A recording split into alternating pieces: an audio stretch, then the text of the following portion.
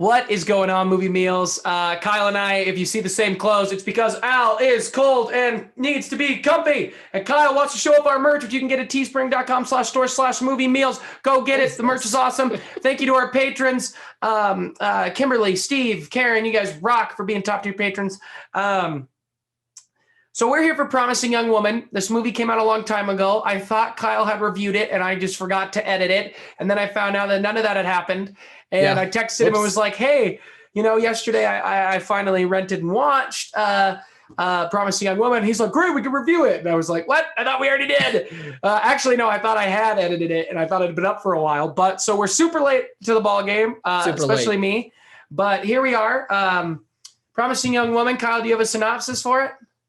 So basically this woman, she's kind of been closed off for the world for a few years now because of a tragic event that happened to her best friend. Her best friend was unfortunately raped and later on died. It's not known in the beginning why she died, but you can maybe connect the dots throughout the movie. But basically it's about her being closed off from the world and trying to get herself back out there and try to live a normal life again until things from her past and from that time start to creep back into her life. And things may or may not take a turn for the worst, and you'll have to watch and see how that goes.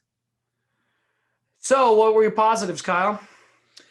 The positives for me was how well done this movie was accomplished from the writer and director, who I believe her name is Emerald Fennell. Hopefully I'm pronouncing her name right, but I thought she did a really wonderful job here because it's such a hard subject matter that she's tackling when it comes to things like rape culture and male privilege. And, not many directors, I think, can pull off, telling a story about those type of tough subjects while at the same time making it entertaining in a good way, not like entertaining and taking it and using those subject matters like in poor taste.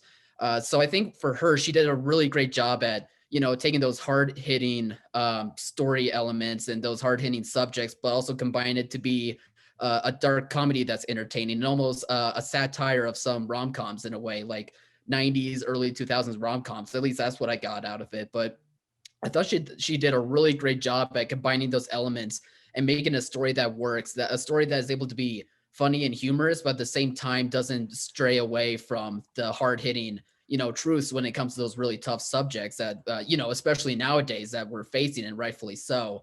So I think between, the writer-director doing a really good job at doing that balancing act, while Carey Mulligan's performance is just really good. Like she, is in every single scene and she kills it no matter what. Like there's just so many different elements of the character that she plays. Like there's just so many ways that she has to play like a version of that character. And I think between Carey Mulligan and the director and the writer, they were both of them were able to take this really this hard concept and just be able to make it into a movie that is informative and hard hitting, but at the same time it can be entertaining for a lot of people. Yeah, I loved the movie. I thought performances from top to bottom were great. I loved the parents. I thought they did a great job. Bo was awesome. Alison Brie for her short kind of stint was great. Our boy from Glow is in it for a small moment, and he gets an intense role, and he acts well for an intense role. But it's a great cast. Carrie is also obviously amazing, and like I said for Judas and the Black Messiah review too, which you can check out, is this is the first thing this woman has directed. Really, she did a short, but she's been an actress in stuff like The Crown. She knocked it out of the park, out of the gate, and I loved it. And these are two awesome directors who are really getting their shot, and I love it. It's somebody of color and a woman who's getting their shot to really do more in Hollywood and in directing. And I loved it. The story is tough. There's some tough scenes, but and it does such a great, you're right, does such a great job of balancing the humor. And that's also in the writing. I mean, it is just from top to bottom awesome. I don't have any nitpicks except for one. So I'm going to take it first because I really don't have a nitpick. And this isn't even a nitpick about the movie. This is a nitpick about idiots. Do you know where I'm going with this, Kyle? I think I do. I'm going to the news. Right. Because there's this whole thing about how people on Twitter were complaining that Carey Mulligan is not pretty enough to be the lead in this movie, and that it should have been Margot Robbie, who Margot Robbie is a producer on the film. And first of all, if you do not think Carey Mulligan is attractive enough, then you're an idiot. Then you're blind. Like, I don't even believe you have eyeballs. Like, I don't. There's parts in this movie I was sitting there being like, Carey, you single? Like, I'm ready. Like, she is a force in the acting world. I think she has been kind of on that. She is underrated because I think she's as good as like an Amy Adams, who's everywhere. And we talk about her. And, I think Amy Adams is really this generation's Meryl Streep. And I think Carey Mulligan is really just as good as her. Carey is such this a talent. Generation's Amy Adams. And I mean, she's 35 years old. She is drop dead gorgeous. And she does an incredible job in this movie. Bo does a great job too. And, we always kind of hear, and, Bo and her are only 5 years apart in age. We always hear in Hollywood how the older actor always gets the younger girl, kind of nice to see that flipped a little bit. Bo being a few years younger than her, playing the love interest. Cause Bo feels like he's so close and he's closer to our age. And, I grew up watching Bo. So seeing that was really cool because, I just liked it, and Bo is awesome, and his humor was great, and I'm curious if he had part of the writing or anything like that, because some of those jokes was like, man, this is straight from a Bo Burnham comedy skit. But I love the movie. My only nitpick is you're an idiot. If you think Carey Mulligan is not drop dead gorgeous, I mean she is, and she is a talent. Honestly. Yeah, I'd probably put her above Margot Robbie right now in just terms of acting talent because, and I love Margot, and Margot is an Oscar top-notch actress, but Carey has been doing it for a long time and has been putting in the work since she was a young teen, and she is a force, and you're an idiot if you think otherwise. You have any negatives?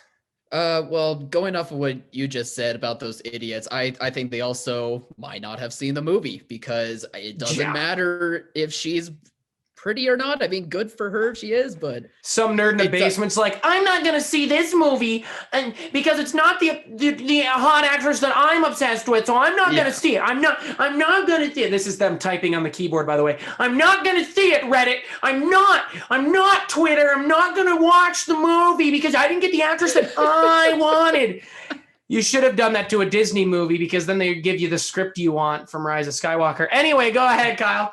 No, just watch the movie. You'll be okay. Those people are idiots. But I like what you're saying about with the casting, such as like with Bo Burnham, because I found that I did find something that I wanted to pick your brain about with the casting. Like, I think that whoever the casting director was or the writer director, like, casted those supporting actors for a reason. Like with Bo Burnham, he kind of was playing like the nice guy, but we know through his comedy that he's not like the nice guy type of comic. Like, it's really like dark humor that he has dark humor in the movie. It's dark humor.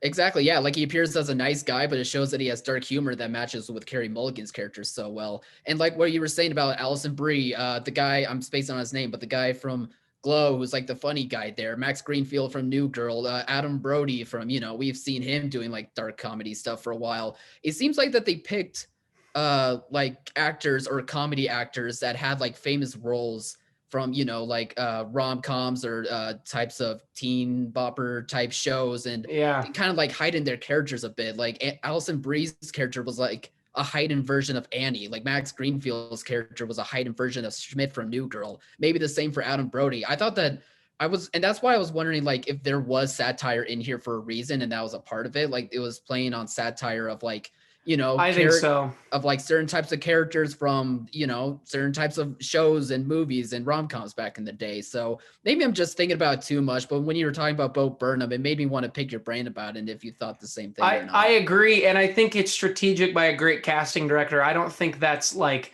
typecasting. I don't think it's like, we need a funny man who's got dark humor. Let's go get Bo Burnham. Like, I think it's, Bo can really sink into this, and he fits that mold. And he can not only make it his own, but he can add something even more. And I think that's what they ended up doing. And so I would agree with you. I don't think there was any typecasting or anything. I think it was smart by a smart script, smart director, and smart casting director. Yeah, I'm not saying that it's typecasting. I just think it's it was done for a reason, done with a purpose. Agree. And I don't think many people are looking at that. Anyway, negatives? No, I don't have any negatives. I thought this movie was really well done, and if you don't have to agree with that, that's fine. But Carey Mulligan was awesome. Don't worry about it.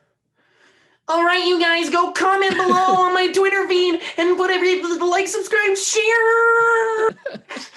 And thank you again to our patrons. Go get our merch. Kyle, show that merch off again. Oh, you mean this go get that merch, Movie Meals merch. It's awesome stuff. All links in the description.